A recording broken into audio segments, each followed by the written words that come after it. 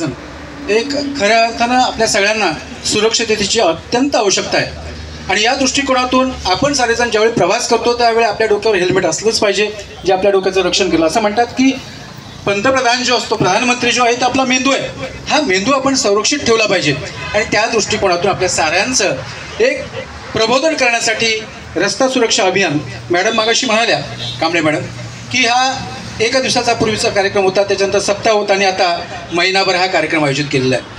खऱ्या अर्थानं पोलिसांची प्रतिमा आपल्या मनामध्ये जी असते ती स्वच्छ आणि कोरी प्रतिमा कशी असते याचं नितांत चांगलं उदाहरण म्हणजे आजचा हा अभियानाचा कार्यक्रम आहे. आपण सगळ्यांनी पोलिसांना आपल्या सगळ्यांचं रक्षण करता मानलं पाहिजे, आपल्या घरातील मानलं पाहिजे.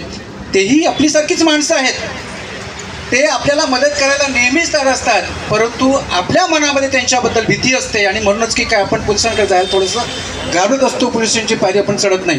परंतु आजचा कार्यक्रम खऱ्या अर्थानं पाहिलं तर मी या कांबळे मॅडमांनी अतिशय चांगल्या पद्धतीने नियोजन केलेलं आहे. ज्या अनुषंगानं आज इथं या परिसरातील पत्रकार आलेले आहेत, सुजन नागरिक आलेले आहेत, आमच्या अंधारगावचे जास्तीत जास्त प्रतिनिधी या ठिकाणी उपस्थित आहेत. मॅडम, तुम्हाला तुमच्या कार्याला खूप खूप सलाम करतो. धन्यवाद. जय भीम.